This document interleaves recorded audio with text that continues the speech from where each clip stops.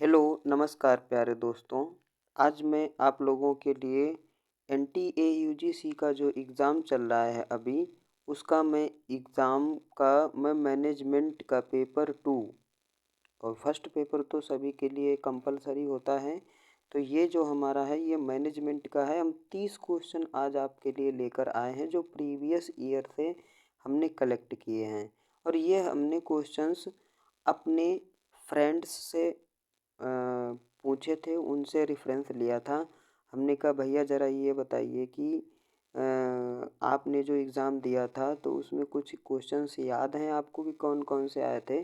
तो उन्होंने हमें रेफ़र किए थे, वही क्वेश्चन हम आपको दे रहे हैं। और इसमें जो क्वेश्चंस हैं वो हमारे 2018 मतलब 2018 से 2022 तक के क्वेश्चन हैं।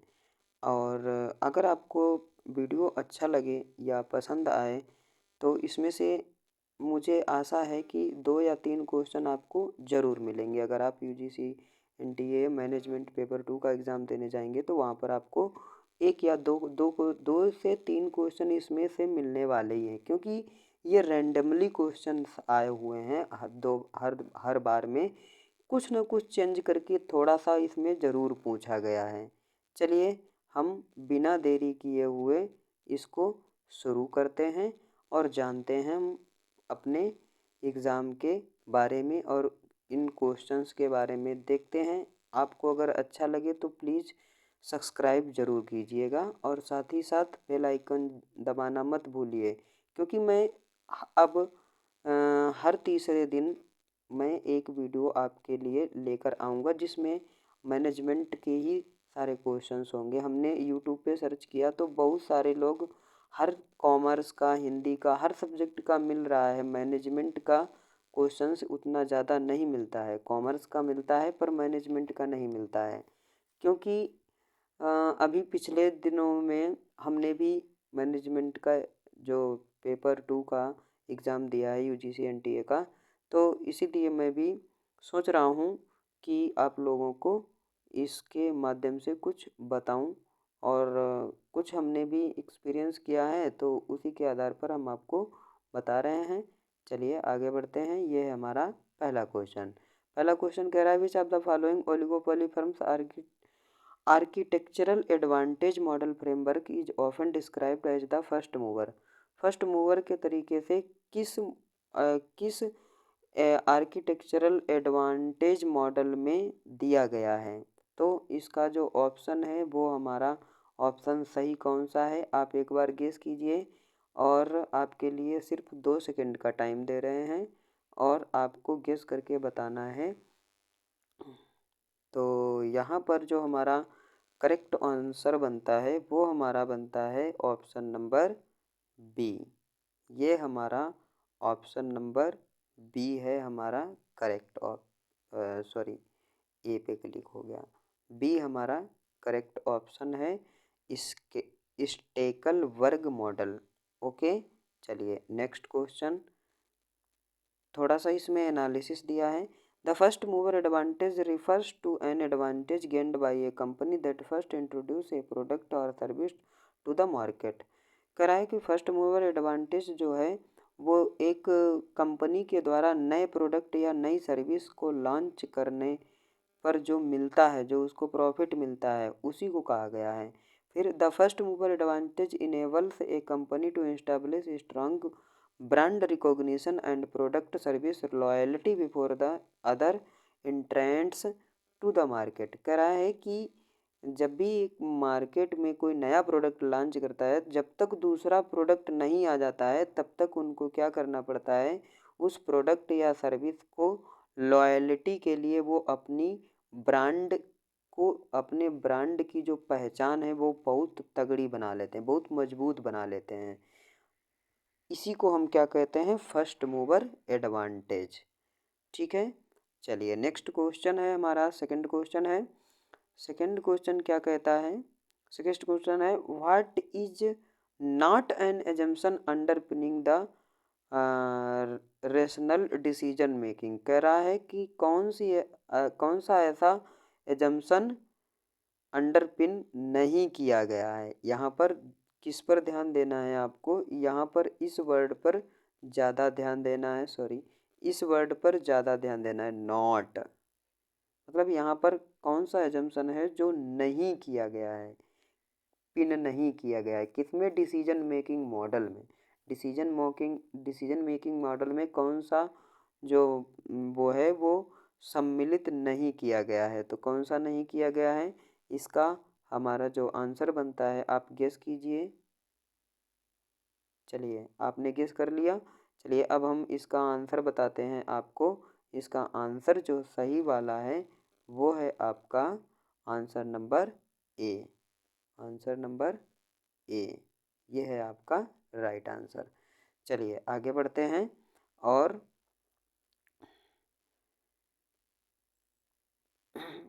ये रहा हमारा स्क्रीन पर चमचमाता हुआ तीसरा क्वेश्चन, जो कह रहा है the problems arising from expression on communication are called. कि जब हम एक्सप्रेशन के द्वारा कम्युनिकेशन करते हैं, मुंह टेढ़ा कर रहे हैं, हाथ कुछ कर रहे हैं या आंखें इधर उधर नचा रहे हैं, तो इसमें जो कम्युनिकेशन होता है, जो प्रॉब्लम आती हैं ऐसे कम्युनिकेशन में, तो इसको हम क्या कहेंगे, इसको क्या कहेंगे, स्पेशियल बैरियर्स कहेंगे, सेमांटिक प्रॉब्लम कहेंगे, रॉन्ग एजम्पशन कहेंगे, सेलेक्टिंग परसेप्शन कहेंगे, इसको क्या कहेंगे, इसको, इसका जो राइट आंसर है आप गेस कीजिए। इसका राइट आंसर है, इसका राइट आंसर है बी। ओके, चलिए इसका राइट आंसर है बी। आगे बढ़ते हैं और इसी के साथ हम बढ़ते हैं क्वेश्चन नंबर 4 पे। What is a paradigm, paradigm क्या है, पैराडिग्म क्या है ये पूछ रहा है। ए थ्योरेटिकल एजम्पशन है, क्या एक थ्योरेटिकल एजम्पशन है, नहीं भैया ये तो नहीं है। एन इलस्ट्रेशन है, क्या एक उदाहरण है, नहीं खाली उदाहरण नहीं है। An example serving as a model, हाँ ये सही है। एन एग्जाम्पल एक उदाहरण है और जो क्या करता है, एक मॉडल की तरीके से काम कर रहा है, सेवा कर रहा है, serving as a model, model के जैसा सर्विंग कर रहा है। तो इसका जो राइट आंसर बनेगा वो आपका बनेगा answer number, option number C, an example serving as a model. चलिए आगे बढ़ते हैं और इसी के साथ हमारा ये रहा स्क्रीन पर, ये रहा हमारा analysis. The word paradigm comes up a lot in the academic, academic में ज़्यादा आता है ये, साइंटिफिक एंड बिजनेस वर्ल्ड, और साइंटिफिक में भी आता है और बिजनेस की दुनिया में भी ये ज़्यादा आता है। ए new paradigm is business could mean a new way of reaching customers. कराए कि एक नया जो बिजनेस में जो पैराडिग्म होता है वो एक नया तरीका है, क्या काहे का, किस चीज़ का, रीचिंग कस्टमर्स। देखो यहाँ पर कह रहा है reaching, reaching customers and making money. Okay, क्या है ये एक नया तरीका है, किसके लिए, नए कस्टमर्स को नए कस्टमर्स तक पहुंचने के लिए और साथ ही साथ उनसे फिर पैसा बनाने के लिए, मतलब उनके साथ में व्यापार करके पैसा बनाने के लिए। इन एजुकेशन, शिक्षा में ये क्या काम करता है, relying on lecture is a paradigm. जब हम लेक्चर को रिले करते हैं तब वहाँ पर पैराडिग्म होता है। If you suddenly shifted to all group work, यदि आप अचानक से किसी ग्रुप में पहुंच जाएं काम करने के लिए, that would be a new paradigm, ये क्या बन जाएगा, एक नया पैराडिग्म बन जाएगा। When you change paradigm you are changing how you think about something. यदि आप अपने पैराडिग्म को चेंज कर देते हैं तो आप समझ लीजिए आप क्या सोचते हैं, उस चीज़ के बारे में आप क्या सोचते हैं, ये दिया है थिंक अबाउट समथिंग, आप कुछ ना कुछ सोचते हैं। चलिए आगे बढ़ते हैं अपने नेक्स्ट क्वेश्चन की ओर। नेक्स्ट क्वेश्चन है हमारा, which one of the following compresses people A complementary skill committed to a common purpose, common performance goal and approach। यहाँ पर क्या कह रहा है, हर जगह देखिए कॉमन दिया गया है, एक वर्ड पे फोकस कीजिए। यहाँ पर क्या कह रहा है, यहाँ पर एक वर्ड पे फोकस किया गया है, कह रहा है comprises people with complementary skill. किसके हिसाब से, complementary skill committed to a common purpose, common purpose से कॉमन परफॉर्मेंस के लिए, कॉमन परफॉर्मेंस गोल के लिए, and an approach for they hold themselves mutually accountable. करा बता रहे कि जब एक ही डायरेक्शन में जब लोग काम करते हैं तो ऐसी वाली चीज़ कहाँ होती है। तो इसका जो हमारा ऑप्शन है वो हमारा ऑप्शन बनता है बी। देखिए यहाँ पर थोड़ा सा रॉन्ग हो गया है ऑप्शन को लिखने में, ए ऊपर है फिर उसके बाद में सी आ गया है, ये थोड़ा सा मिस्टेक हो गया है। चलिए इसका जो बी ऑप्शन है ये सही है। आगे बढ़ते हैं अपने अगले क्वेश्चन की ओर। अगला क्वेश्चन है, demonstration type of training method is use to train. Demonstration जो टाइप है ट्रेनिंग का वो किसको ट्रेन करने के लिए प्रयोग किया जाता है। सुपरवाइजर के लिए किया जाता है, सुपरवाइजर के लिए किया जाता है, नहीं भैया सुपरवाइजर के लिए नहीं किया जाता है। फिर किसके लिए किया जाता है, वर्कर के लिए किया जाता है। हाँ वर्कर के लिए किया जाता है, बिल्कुल सही है। वर्कर वाला जो हमारा ऑप्शन है वो सही है। मैनेजर्स के लिए भी नहीं किया जाता है, सीनियर एग्जीक्यूटिव के लिए नहीं किया जाता है। सीनियर एग्जीक्यूटिव तो ऑलरेडी ट्रेनिंग प्रोवाइड कराता है, उसको क्या ट्रेनिंग, वो तो सीनियर इसीलिए है कि उसने ट्रेनिंग कर रखी है, उसको एक्सपीरियंस है। चलिए आगे बढ़ते हैं। इसमें कुछ हमें लगता है आपको कुछ दिया भी गया होगा, हाँ आंसर एनालिसिस दिया गया है। ये कुछ ट्रेनिंग की जो टेक्निक है, जो ट्रेनिंग के मॉडल हैं, मतलब किस किस तरीके से ट्रेनिंग दी जाती है या ट्रेनिंग के कितने प्रकार हैं। टोटल 8 प्रकार की ट्रेनिंग होती है। तो पहला दिया है टेक्निकल और टेक्नोलॉजिकल ट्रेनिंग, ये पहली ट्रेनिंग है टेक्निकल या technological training. Depending on type of job, ये किस पर डिपेंड करती है, जॉब के तरीके से, मतलब जॉब किस टाइप की है, किस तरीके की है। Technical training will be required, जब ज़रूरत होती है तब देते हैं इसको, ठीक। क्वालिटी ट्रेनिंग है, यहाँ पर क्वालिटी से रिलेटेड सारी चीज़ें ट्रेन करवाई जाती हैं। स्किल ट्रेनिंग है, कुछ चीज़ें होती हैं जो हमें सीखनी पड़ती हैं। सॉफ्ट स्किल ट्रेनिंग है, सॉफ्ट स्किल ट्रेनिंग है, कुछ छोटे छोटे काम हैं उनको करने के लिए। प्रोफेशनल ट्रेनिंग है एंड लीगल ट्रेनिंग है। प्रोफेशनल का मतलब है जिनको बिल्कुल एक तरीके से वही काम करना है, उनका प्रोफेशन बन चुका है। और लीगल ट्रेनिंग, उनको कानूनी ट्रेनिंग भी दी जाती है। कानूनी ट्रेनिंग का मतलब है कि रूल्स और रेगुलेशन के अंदर में रह के काम करना है। टीम टीम ट्रेनिंग, टीम के अंदर कैसे काम करना है। मैनेजरियल ट्रेनिंग, किसी भी चीज़ को, किसी भी काम को, प्रॉब्लम को कैसे मैनेज करेंगे, ये भी ट्रेनिंग दी जाती है। सेफ्टी ट्रेनिंग, कहीं पर भी काम कर रहे हैं तो वहाँ पर सेफ्टी भी ज़्यादा ज़रूरी है, किसी को हार्म ना हो, किसी को नुकसान ना हो। चलिए हम आगे बढ़ते हैं नेक्स्ट क्वेश्चन की ओर। नेक्स्ट क्वेश्चन है हमारा, on trait, on trait that dominate a personality. Trait पर एक ट्रायट है, one trait, one trait that dominate a personality so much that it influence nearly nearly sorry nearly nearly everything a person does is A.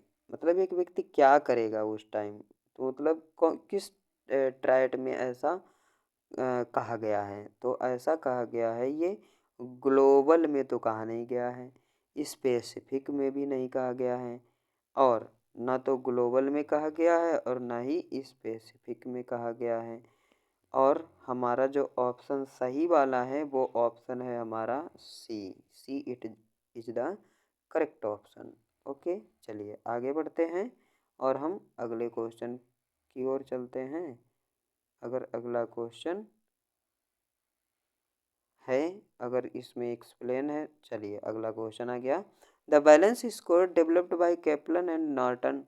Norton और कैपलन के द्वारा balance score को develop किया गया है 4 डायमेंशन में। Which one out of the following, कह रहा है कि इनमें से कौन एक है, one of the dimensions of the balance score, जो इनमें एक शामिल है, इन चारों में एक बैलेंस स्कोर का भी डायमेंशन शामिल है। तो कौन सा शामिल है बताइए ज़रा। तो इसमें जो हमारा ऑप्शन है वो हमारा राइट आंसर है कस्टमर सर्विस। चलिए, जो हमारा राइट आंसर है वो हमारा है customer service. Customer service is the right answer. चलिए आगे बढ़ते हैं और आगे बढ़ते हैं। अगला क्वेश्चन, क्वेश्चन नहीं है, आंसर एनालिसिस कर लेते हैं ज़रा। कैपलन and Norton divided A framework based on 4 perspective. इन्होंने 4 पर्सपेक्टिव दिए थे, कौन कौन से? Financial customer, internal and learning and growth. ये इन्होंने 4 दिए थे। वैसे तो यहाँ पर 5 दिख रहे हैं, लेकिन इसमें से लर्निंग एंड ग्रोथ दोनों एक साथ है और इंटरनल अलग है, और फाइनेंशियल और कस्टमर ये अलग अलग है। The organisation should select critical measures. जो ऑर्गेनाइजेशन है, जो संस्था है, वो क्रिटिकल मेजर को सेलेक्ट करती है। ईच ऑफ दीज पर्सपेक्टिव, इनमें से ये सारे दिए गए हैं। 4 फिगर के माध्यम से भी हमने आपको थोड़ा सा बताने की कोशिश की है। चलिए देखिए, इसमें फिगर के माध्यम से दिया गया है, सॉरी, ये दिया गया है फाइनेंशियल है पहला, फिर उसके बाद में इंटरनल प्रोसेस है, फिर उसके बाद में ऑर्गेनाइजेशनल कैपेसिटी है, उसके बाद में कस्टमर है। ठीक है, तो ये कस्टमर वाला उसमें ऑप्शन में दिया गया था। देखो आपको दिखाते हैं, कस्टमर वाला ऑप्शन में दिया गया है, ये रहा सी नंबर में कस्टमर सर्विस। ठीक है, चलिए आगे बढ़ते हैं और अगला क्वेश्चन है हमारा, which one of the following means a mandatory settlement of an industrial dispute by a labor court or tribunal।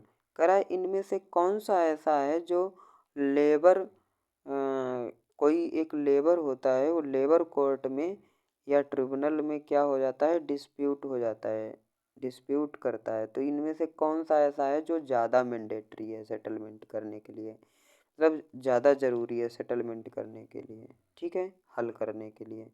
तो इसमें जो हमारा राइट आंसर है वो हमारा बनेगा डी। ये सॉरी, ये हमारा जो डी वाला है ये हमारा है राइट आंसर। चलिए आगे बढ़ते हैं और अगर इसमें दिया गया है आंसर एनालिसिस तो वो भी कर लेते हैं। आगे बढ़ते हैं, आगे बढ़ेंगे, आंसर एनालिसिस दिया है। The ultimate remedy for resolving a industrial dispute is by adjudication adjudication adjudication adjudication। ठीक है, adjudication can also be termed as a compulsory settlement of the industrial dispute in concerned by labor court। एडजुकेशन है जो labour court के द्वारा industrial dispute है, industrial tribunal है and national tribunal है, as provided by industrial dispute act 1947 1947। जो industrial dispute act है 1947 उसी के द्वारा ये चीज़ दी गई है। The terms education and arbitration have minute differences if place in our country. थोड़ा सा अंतर है, अगर अपने देश में इसको लागू कर दिया जाए तो थोड़ा सा डिफरेंस है। चलिए आगे बढ़ते हैं और हम नेक्स्ट क्वेश्चन पे बढ़ते हैं। 10वां question, who among the following wing has developed this has developed the institutional theory of work life initiative. Work life initiative में किसने ये थ्योरी दी है। तो इसमें ये बताना है, ये हमारे जो हैं ये थ्योरी देने वाले हैं, इन्हीं लोगों के नाम दिए गए हैं। तो इसमें जो हमारा ऑप्शन है 10 में हमारा सही आंसर है वो है सी, डिमैजियो एंड फोवेल। चलिए आगे बढ़ते हैं। और 11वां क्वेश्चन है, as the regulatory norms in India a listed company, एक कंपनी है वो लिस्टेड है इन 12 ऑर्डिनरी कोर्स, 12 साधारण कोर्स में is required to report quarterly, कह रहा है उसको ज़रूरत है क्वार्टरली रिपोर्ट की, क्वार्टरली रिपोर्ट के रिजल्ट की ज़रूरत है। Within how many days of the end of quarter, मतलब कितने दिनों के बाद उसको रिपोर्ट चाहिए होगी। तो यहाँ पर कितने दिनों के बाद चाहिए, तो इसका जो हमारा राइट आंसर बनेगा वो बनेगा 45 डेज, मतलब 1.5 महीने में, 1.5 महीने में उसको रिपोर्ट जानी है। ठीक है, हमारा जो राइट आंसर होगा वो हमारा है ए, 45। चलिए आगे बढ़ते हैं।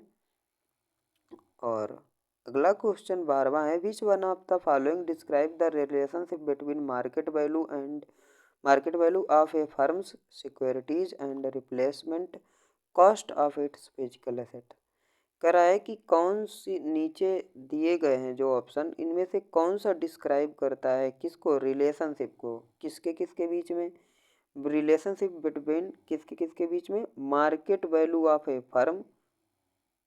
फर्म सिक्योरिटीज, फर्म सिक्योरिटी की जो मार्केट वैल्यू है उसको, और रिप्लेसमेंट कॉस्ट, रिप्लेसमेंट कॉस्ट, किसकी replacement cost, it's physical asset, उसकी फिजिकल असेट की रिप्लेसमेंट कॉस्ट, और मार्केट वैल्यू, फर्म की जो मार्केट वैल्यू है, उन दोनों के बीच में इसमें कौन बताता है, कौन डिस्क्राइब करता है। तो इसमें हमारा ऑप्शन बनता है वो बनता है A, A is the correct option. चलिए आगे बढ़ते हैं।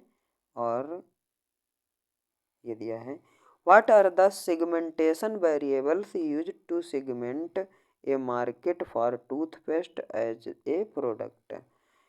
बताओ सेगमेंटेशन वेरिएबल कौन सा प्रयोग किया जाएगा बाजार में, बाजार में मार्केट में कौन सा सेगमेंटेशन वेरिएबल यूज किया जाएगा टूथपेस्ट के लिए, और किसके हिसाब से, प्रोडक्ट के हिसाब से, प्रोडक्ट के हिसाब से टूथपेस्ट के लिए कौन से सेगमेंटेशन वेरिएबल को प्रयोग किया जाएगा, कौन सा किया जाएगा। तो इसमें हमारा सही ऑप्शन है बिहेवियरल सेगमेंटेशन बेसिस। डेमोग्राफिक होगा नहीं, साइकोलॉजिकल होगा नहीं, कोई इतनी बड़ी चीज़ है नहीं, जियोग्राफिकल भी नहीं होगा, गाड़ी वगैरह ऑटोमोबाइल वगैरह उसमें जियोग्राफिकल ज़्यादा देखा जाता है। डेमोग्राफिक क्या होता है, वहाँ पर भी ज़्यादा जब डेमोग्राफिक चीज़ें होती हैं तो वहाँ पर देखा जाता है। यहाँ पर कौन सा ऑप्शन है हमारा, राइट आंसर इज सी, जो करेक्ट आंसर है वो हमारा रहेगा C, C is the correct option. Okay, चलिए आगे देखते हैं हम नेक्स्ट क्वेश्चन की ओर। और ये रहा हमारा नेक्स्ट क्वेश्चन, इन पोर्टर्स जेनरिक स्ट्रेटजीज मॉडल ए फोकस स्ट्रेटजी इन्वॉल्व। पोर्टर की जो जेनरिक स्ट्रेटजी मॉडल है, जो पोर्टर ने जेनरिक स्ट्रेटजीज मॉडल दिए हैं, इन्होंने 5 मॉडल 4 मॉडल, चलो अभी आगे मिलेगा। ए फोकस स्ट्रेटजी इन्वॉल्व, इसमें एक फोकस स्ट्रेटजी इन्वॉल्व है, वो कौन सी है। तो इसमें selling A limited range of product, नहीं भैया, कह रहा है कि लिमिटेड रेंज में प्रोडक्ट को बेचो, बस हम तो जितना चाहेंगे उतना बनाएंगे, उतना बेचेंगे जितना हमारी डिमांड होगी। फिर दूसरा ऑप्शन कह रहा है selling to a narrow customer segment, narrow customer segment के हिसाब से बेचें। फिर selling to one region only, कह रहा है एक ही समुदाय के लोगों को खाली सेलेक्ट करेंगे, उन्हीं को बेचेंगे खाली, नहीं, फिर तो हमारा मार्केटिंग करने का मतलब क्या रह गया, बिजनेस करने का। Selling simple product that are cheap to produce, मतलब कोई ऐसा घटिया प्रोडक्ट जो बिल्कुल कम कीमत पे बन जाए, नहीं। तो इसमें जो हमारा ऑप्शन बनता है वो हमारा ऑप्शन बनता है बी वाला, selling to a narrow customers segment, selling to a narrow customers segment, ये हमारा करेक्ट ऑप्शन है। Correct option is B. चलिए आगे बढ़ते हैं बिना देरी किए हुए। ये रहा आंसर एनालिसिस, जो इन्होंने थ्योरीज दी गई हैं। इन्होंने क्या नाम है इनका, पोर्टर्स, माइकल पोर्टर। इन्होंने 4 थ्योरी दी हैं, कॉस्ट लीड नहीं 4 स्ट्रेटजी दी हैं, सॉरी थ्योरी बोल रहे हैं। कॉस्ट लीडरशिप स्ट्रेटजी, फिर differentiation strategy, cost focus strategy, differentiation focus strategy, ये सारी इन्होंने स्ट्रेटजीज को दे रखा है। ये स्ट्रेटजी हैं, आप इनको चाहो तो आपके पास बुक हो तो बुक से भी हेल्प ले सकते हैं और आप इनको कर सकते हैं। चलिए आगे बढ़ते हैं नेक्स्ट क्वेश्चन की ओर जल्दी से फटाफट। ये रहा brand a brand extension strategy refers to, कह रहा है ब्रांड एक्सटेंशन स्ट्रेटजी है वो क्या बोलती है, extending existing brand name to new firm for an existing product category, that कह रहा है कि एक्सटेंड करें मतलब रख दें, एग्जिस्टिंग ब्रांड मतलब पहले से ही ब्रांड जो चल रहा है उसी का नया एक नई फर्म उसी के नाम से खोल लें, नहीं गड़बड़ हो जाएगा, कोई खरीदेगा ही नहीं product. Extending an existing brand name to a new or modified product in a new category, बिल्कुल सही। नए कैटेगरी में मॉडिफाई करके एक नया नाम बना के हम एग्जिस्टिंग ब्रांड को मार्केट में एक्सटेंड कर देंगे, उतार देंगे। तो यहाँ पर हमारा जो ऑप्शन है वो हमारा बी वाला करेक्ट ऑप्शन है, ये रहा हमारा राइट ऑप्शन है।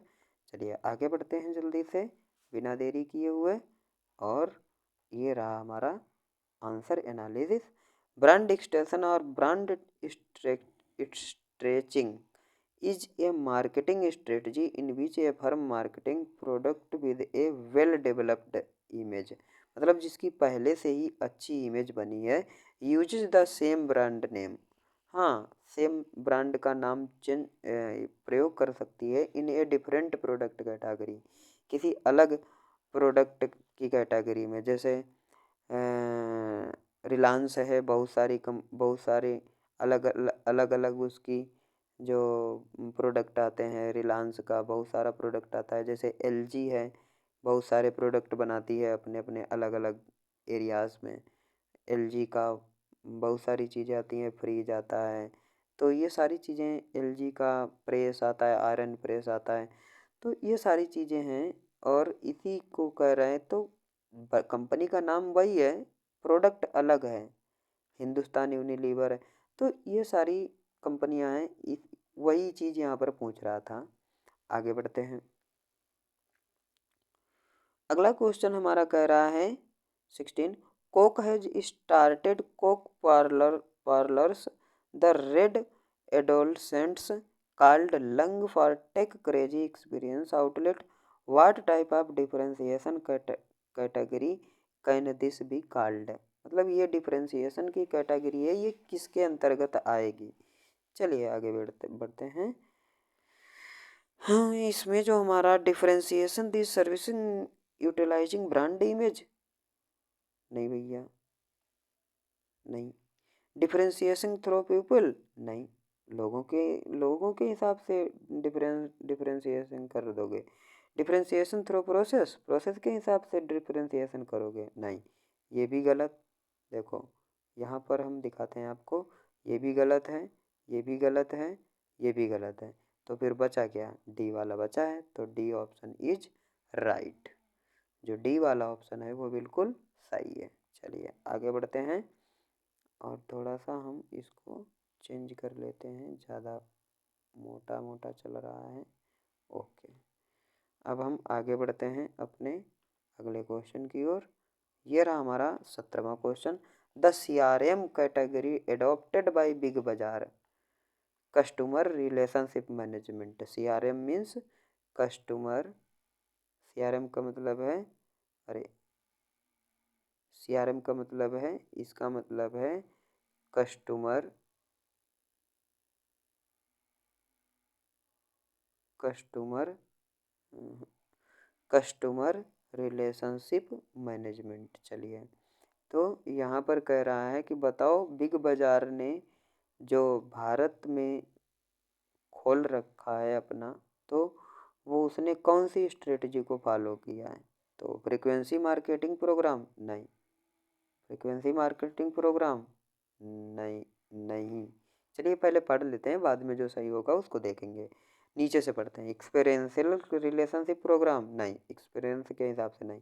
स्ट्रक्चरल रिलेशनशिप नहीं, बहुत सारी जगह मान लें, कहीं उत्तराखंड में है, पहाड़ी एरिया में है, मतलब तमिलनाडु की तरफ भी हैं, आसाम की तरफ भी हैं, गुजरात की तरफ भी, मतलब पूरे ऑल ओवर इंडिया में खोल रखे हैं उसने अपने मॉल बिग बाजार ने। तो इसका मतलब ये थोड़ी ना है कि वो स्ट्रक्चर के बेस पे कर देगा, नहीं। क्लब मेंबरशिप के हिसाब से, क्लब मेंबरशिप प्रोग्राम नहीं, इसके हिसाब से भी नहीं। इसका मतलब है जो हमारा ऑप्शन नंबर ए है वो A is the right answer of this question. Okay, चलिए आगे बढ़ते हैं। वैसे भी आप लोगों को पता ही होगा कि जो हमारा बिग बाजार है वो बहुत सारी जगह पर है। चलिए, six sigma level of quality management results in करा है। सिक्स सिग्मा लेवल है जो क्वालिटी मैनेजमेंट का, वो किस में रिजल्ट देता है, कितना रिजल्ट देता है। तो इसका जो हमारा क्वेश्चन है, उसका इस क्वेश्चन का जो आंसर है वो हमारा आंसर नंबर बी है। इसको हम आपको ऐसे ही बता देते हैं, इसका आंसर नंबर है हमारा बी, 3.4 डिफेक्ट्स पर मिलियन। ओके, आगे बढ़ते हैं। जल्दी जल्दी क्वेश्चन कर लेते हैं, नहीं तो वीडियो काफ़ी लंबा हो जाएगा। आगे बढ़ते हैं। ऑटोमोबाइल असेंबली और manufacturing follows which one of the following type of layout. कह रहा है ऑटोमोबाइल कंपनी है, वो अगर एक असेंबली मैन्युफैक्चरिंग के लिए डालेगी तो कौन सा लेआउट इसमें से पिक करेगी। कौन सा लेआउट पिक करोगे। मान लो आप ही कंपनी खोलना चाहते हैं जिसमें ऑटोमोबाइल बनाओगे, तो उसमें किस तरीके का डालोगे, मतलब कौन सा लेआउट बनाओगे उसको। चलो आगे बढ़ते हैं। इसका इसका जो सही जवाब है वो कौन सा रहेगा, वो हमारा रहेगा प्रोडक्ट फोकस्ड लेआउट, मतलब प्रोडक्ट के ऊपर फोकस करेंगे, वो वाला लेआउट। हमारा option number C is right. आगे बढ़ते हैं, और ये इसका आंसर एनालिसिस भी दिया होगा, अरे सॉरी, इसका आंसर एनालिसिस दिया है। प्रोडक्ट ये लेआउट दिए गए हैं, देखो, product layout, line processing layout, flow line layout, ये तीनों अलग अलग नाम है एक ही लेआउट के, तीन अलग अलग नाम है। फिर process layout, functional layout, job shop layout, ये तीनों एक ही चीज़ हैं, इसीलिए हमने तीनों लिखे हुए हैं। और फिक्स्ड पोजीशन लेआउट या स्टैटिक लेआउट, ये दोनों एक ही हैं, दोनों अलग अलग नाम हैं एक ही चीज़ के। तो फिर अगला है सेल्यूलर मैन्युफैक्चरिंग, CM लेआउट, मतलब CM लेआउट, या ग्रुप टेक्नोलॉजी लेआउट। ठीक है, चलिए आगे बढ़ते हैं फटाफट से।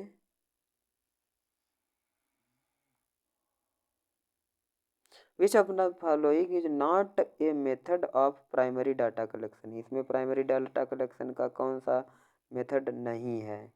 यहाँ पर क्या कह रहा है, कह रहा है कौन सा नहीं है, नॉट। तो कौन सा नहीं है, इंटरव्यू तो है, डाटा कलेक्शन क्वेश्चनायर भी है, डेल्फी मेथड भी है, लेकिन डॉक्यूमेंट नहीं है। तो यही हमारा यहाँ पर इसका राइट आंसर है, क्योंकि यही नहीं है, बाकी तो सभी डाटा कलेक्शन के ही मेथड हैं। चलिए आगे बढ़ते हैं। आंसर एनालिसिस ये हमने दिया है, आप इसको पढ़ लीजिए एक बार वीडियो को पॉज करके, तो आप समझ जाएंगे। आगे बढ़ते हैं। क्वेश्चन आ गया हमारा 21, which of the following international trade theory the Leontief paradox pertains to, मतलब लियोनथिक पैराडॉक्स पैट्रियंस ने के इंटरनेशनल ट्रेड थ्योरी है वो किसका नाम है यहाँ पर, वही एक ही चीज़ है इंटरनेशनल ट्रेड थ्योरी, और यहाँ पर जिसको हम कहते हैं लियोनटिक पैराडॉक्स। तो इसमें जो हमारा ऑप्शन है वो हमारा राइट ऑप्शन है, राइट ऑप्शन जो है वो हमारा है C, C is the correct option. Okay, तो हमारा जो सी है वो करेक्ट ऑप्शन है। ओके, करेक्ट ऑप्शन है सी। आगे बढ़ते हैं, देखिए पीछे करते हैं 1 मिनट, हाँ ठीक है, आगे बढ़ते हैं। FDI in multi brand retailing in India is, FDI जो multi branding, FDI multi branding retailing है भारत में, वो क्या मतलब इसमें क्वालिटीज़ दे रखी हैं, तो ये कौन सी क्वालिटीज़ हैं, तो इसमें जो हमारा सही ऑप्शन है वो ऑप्शन नंबर है डी, ये हमारा सही ऑप्शन है, option number D, option number D is correct. चलिए आगे बढ़ते हैं जल्दी से क्योंकि वीडियो लंबा हो जाएगा। The current foreign trade policy FTP, और एक एफटीपी कंप्यूटर में आईसीटी में भी है, file transfer protocol, file transfer protocol. तो announced by government of India covers the policy period, कौन सा पॉलिसी पीरियड है जिसमें ये करंट वाला बोला गया था, अनाउंस किया गया था, जो अभी चल रहा है, किसमें कौन से फॉरेन ट्रेड पॉलिसी में बोला गया था, तो यहाँ पर जो बोला गया था वो 2015 से 2020 वाली फॉरेन ट्रेड पॉलिसी में बोला गया था, ऑप्शन नंबर डी। चलिए आगे बढ़ते हैं, और ये रहा हमारा अगला क्वेश्चन है 24, disruptive innovations in business are those that, कौन सी बिजनेस है, तो इसमें से ऑप्शन छांटना है। Create a new market by offering value product, बिल्कुल सही है, बिल्कुल सही बात है ये तो। फिर involve of an new technology और a new business model to offer value to the market, हाँ बिल्कुल सही बात है, नए नए टेक्नोलॉजी को या नए बिजनेस मॉडल को मार्केट में वैल्यू देते रहेंगे, ठीक है, ये भी सही है। Displace established market leading firms, displace कर देंगे मार्केट लीडिंग फर्म को, बिल्कुल। प्रोडक्ट्स एंड अलाइंसेस, प्रोडक्ट और अलाइंसेस को जो बेकार हो चुके हैं उनको हटा देंगे, तो यहाँ पर तीनों बातें सही हैं, तो यहाँ पर दिया है ऑल ऑफ द एबव, यही करेक्ट आंसर है, ऑल ऑफ द एबव, ठीक है। चलिए आगे बढ़ते हैं, अगला हमारा जो क्वेश्चन है वो है 25 नंबर। The MSMED act to cover micro small and medium industries in India was introduced in MSMED, तो ये क्या है, medium small marketing economic development, इसका फुल फॉर्म ये है, और ये कब इंट्रोड्यूस किया गया था, मतलब कब लाया गया था, तो ये लाया गया था जून 2006, जून 206, तो ये हमारा 25वें का है ए, ये करेक्ट है, और 25 का ये रहा ए, ठीक है। आगे बढ़ते हैं अगले क्वेश्चन पे, अगला क्वेश्चन है which of the following labour laws are related to working hours, labour law जो वर्किंग आवर, जो काम करने का जो टाइम है, जो घंटे हैं, वो कंडीशन ऑफ सर्विस एंड पे मैनो एम्प्लॉयमेंट, सॉरी यहाँ पर एम्प्लॉयमेंट है, सर्विसेज एंड एम्प्लॉयमेंट के हिसाब से जो काम करने का घंटे हैं, जो तरीका है वो क्या है, और ये किस में दिया गया था, मतलब कौन कौन सी एक्ट में दिया गया है। तो यहाँ पर हमें दिया गया है 3 और 4 में, द फैक्ट्रीज एक्ट 1948 और 1955, द माइंस एक्ट 3 एंड 4। तो यहाँ पर ऑप्शन नंबर कौन सा है सही, सी वाला। तो option number C is the correct option. ये इधर ऑप्शन दिया है क्योंकि ये इसमें से छांट के बताना है। ओके, अगला क्वेश्चन है और ये रहा हमारा अगला question. Which of the following statements are include in financial statements. Financial statement में कौन कौन से स्टेटमेंट को जोड़ा गया है। यहाँ पर स्टेटमेंट दिए गए हैं, cash flow statement, fund flow statement, balance sheet statement of change in equity, income statement. कौन कौन से फाइनेंशियल स्टेटमेंट में दिए गए हैं, तो इसमें से हमें छांटना है। तो कौन कौन से दिए गए हैं, हमारा पहला नंबर भी दिया गया है, मतलब जो हमारा कैश फ्लो स्टेटमेंट है, कैश फ्लो स्टेटमेंट है, ये भी दिया गया था। और कौन सा दिया गया था, फंड फ्लो स्टेटमेंट, नहीं भैया ये नहीं है उसमें। बैलेंस शीट है, हाँ बिल्कुल बैलेंस शीट है, कोई दो राय नहीं है। फिर statement of change in equity, हाँ हाँ भैया ये भी है, बिल्कुल मानते हैं इसको। इनकम स्टेटमेंट, इनकम स्टेटमेंट, हाँ ये भी दिया है। तो हमारा ऑप्शन कौन कौन बनता है, एक एक 3 है यहाँ पर, यार बताओ 8 लिखा हुआ है, 1 3 और 4 5, 1 3 4 5 ऑप्शन बोले तो बी। अगर ऑप्शन देखा जाए तो इधर बी ऑप्शन, 1 3 4 और 5, 2 नहीं दिया था। चलिए आगे बढ़ते हैं अगले क्वेश्चन की ओर। और हमारा वीडियो जो है वो काफ़ी लंबा हो चुका है। According to Ansoff product market expansion grid intensification can be achieved through 3 distinct strategies. Identify them out of the following.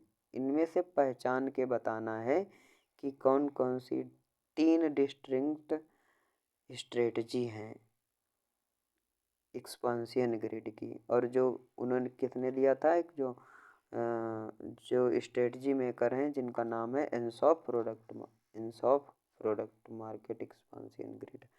ठीक है, चलिए आगे देखते हैं। इसमें हम कौन कौन से दिए गए हैं, इसमें है आपका मार्केट अट्रैक्टिवनेस है, नहीं भैया मार्केट अट्रैक्टिवनेस बिल्कुल नहीं है। चलिए दूसरा है मार्केट पेनिट्रेशन है, हाँ है मार्केट पेनिट्रेशन है। चलिए मार्केट पेनिट्रेशन है। फिर मार्केट डेवलपमेंट है, हाँ बिल्कुल सही बात है भैया, डेवलपमेंट ज़रूर करेंगे मार्केट में। फिर उसके बाद में प्रोडक्ट डेवलपमेंट है, हाँ प्रोडक्ट डेवलपमेंट भी है। तो हमारा कौन कौन सा ऑप्शन हो गया, पहले वाले को छोड़ के, market penetration, market development, product development, 2 3 और 4, 2 3 4 ऑप्शन बोले तो B option is the right. तो यहाँ पर जो हमारा ऑप्शन है वो बी राइट। चलिए आगे बढ़ते हैं और अगले क्वेश्चन पर बढ़ते हैं। हमारा अगला क्वेश्चन है identify the most important type of retail store.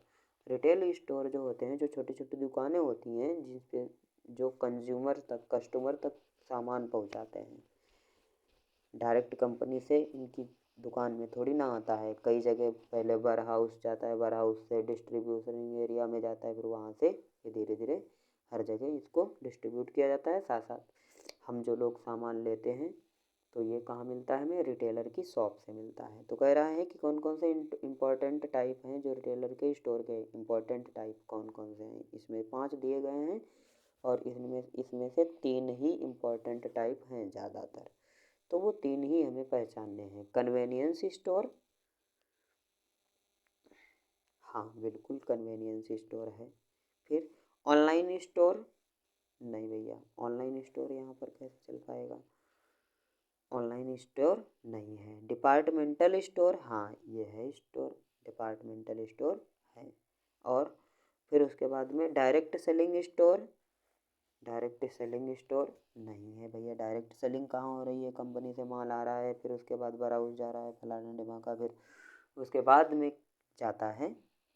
अब सुपर स्टोर, हाँ सुपर स्टोर है बिल्कुल।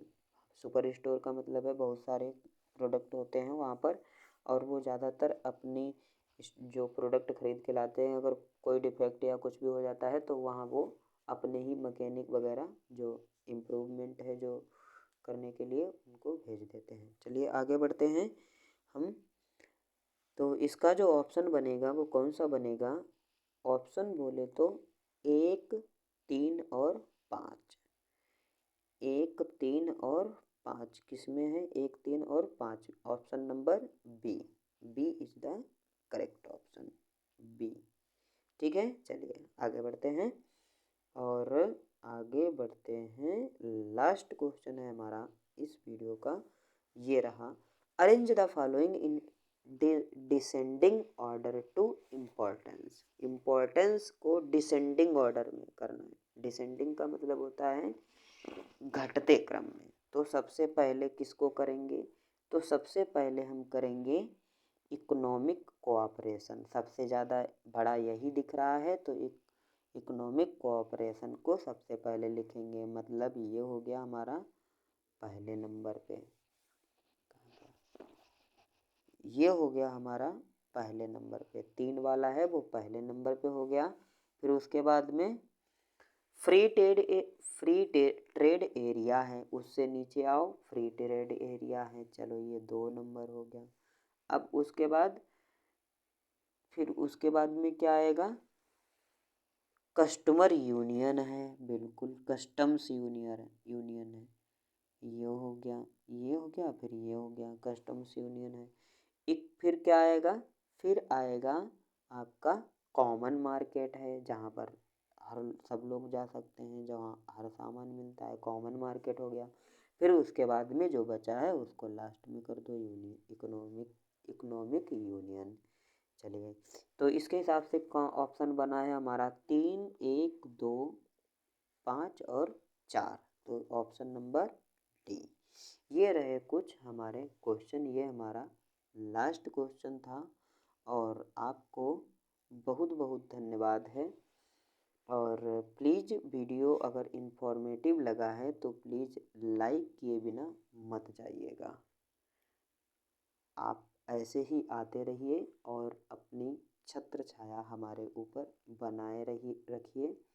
और आपका बहुत बहुत धन्यवाद, और मिलते हैं अगले किसी इन्फॉर्मेटिव वीडियो में। Thank you. जय हिंद, जय भारत।